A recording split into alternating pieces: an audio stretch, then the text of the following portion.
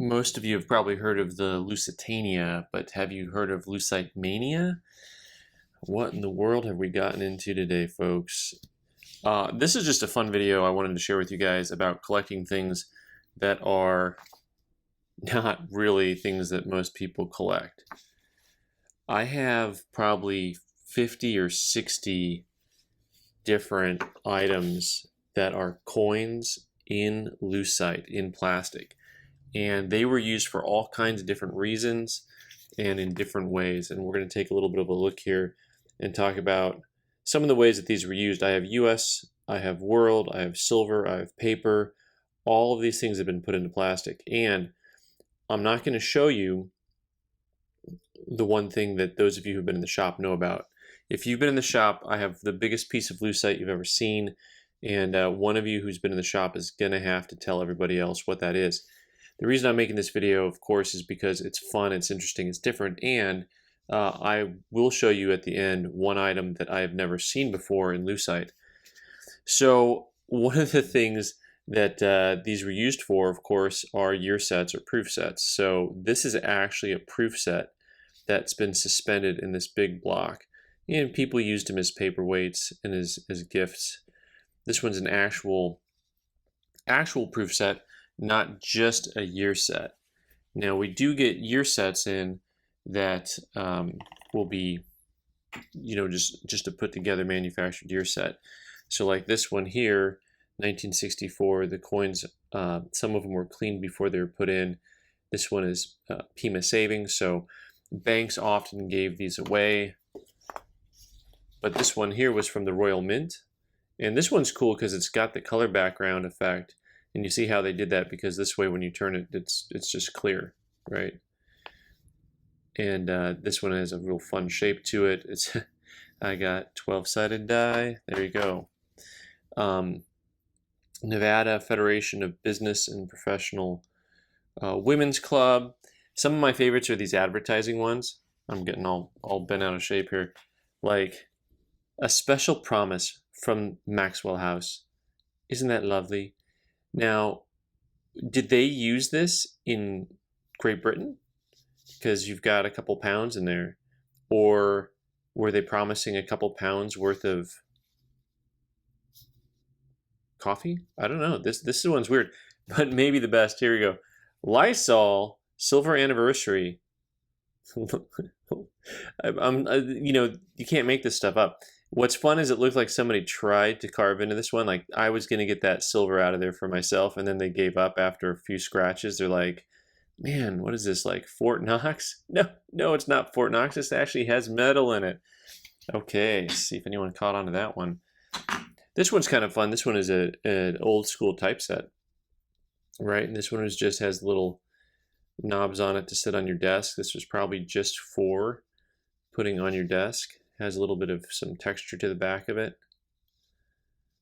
And that one's kind of cool. Apparently, oh, look at this. I didn't mention this as a casino token. Also, probably something that you bought at the thrift shop.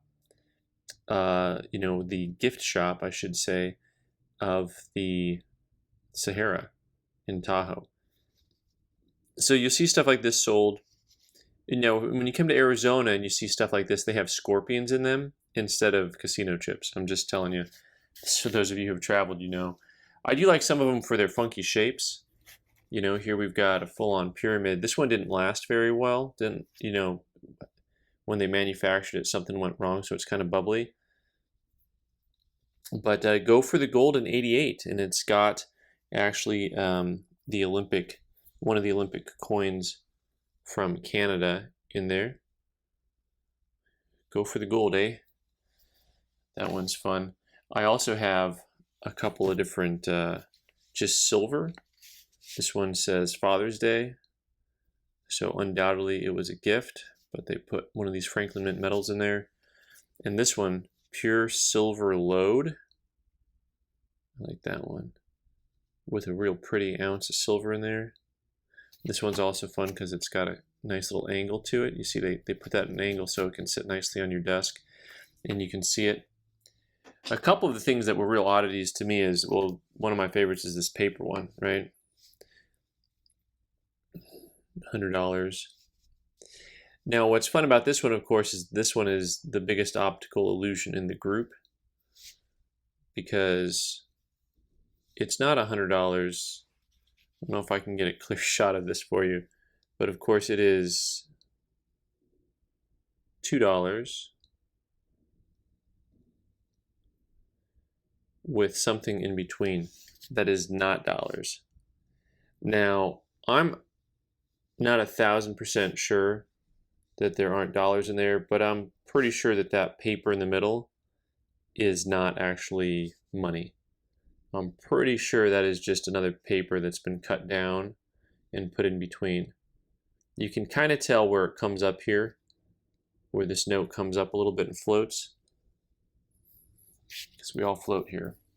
I've got one of my favorite things is the ones that are both advertising and useful, like the view driver, right?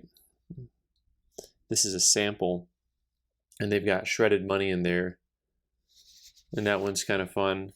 I also like this magnifying glass. We can look at the other things here. Oh, look at that. Boy, I'm going to start using this. I can just, if I need to zoom but not get as close, that's pretty good. This has some silver coins in it. And then I've got this really fun ruler here. Also, if I need to measure things anymore, I can measure them with this domed out ruler with some pennies in it. And I have to show you this one. This is the only one that I've seen where it's actually designed to open so that you can actually have access to the set. So it's actually designed, it's got this 1975 Spanish year set, but the coins are safe, even though it's still in this, looks like a giant block of plastic. That's the only one I've seen. And last but not least, I've shown you all kinds of stuff here. This is not last but not least. This is was not what I was going to pick up. I actually have a lot of them in with Morgans in them. This one's kind of a fun shape. For those of you who are going to stop in the shop, I'm actually going to put all of these out on display. I have one display case that I'm going to use as a rotating display. But what I really wanted to show to you is this is the first time I have ever had a $20 gold piece in Lucite. Isn't that wild? And I'm just thinking, you know, was it a gift? You know, but realistically, if this was made in the 1960s, you know, this was a $25 gift, which was, you know, real money. I know you could have replaced all 4 tires for 25 bucks back then, right? I talked to guys who bought cars for 25 bucks back in the 60s. And it's actually a 14D, which is a slightly better date in higher grade. And pretty wild. And this has a really pretty nice finish to it. Hard to tell what grade it is. You can't get that out of there unmolested. Oh, I say you can't.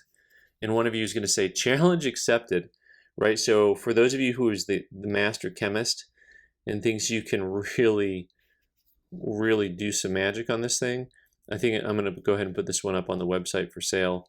And one of you guys can have at it. And if you think you can get that out of there safely and get it graded, I'd love to see. But it would probably not straight grade by the time you got it out. It'd probably come back, you know, cleaned. So all of you guys who've been in the shop who know what the biggest piece of lucite is, leave those comments in the comment box. Let me know if you guys collect these or if you've seen these before. And thanks so much for watching. I'm Ben the Coin Geek. You can subscribe by clicking on the button in the corner and watch more videos on the right side of the screen. Thanks.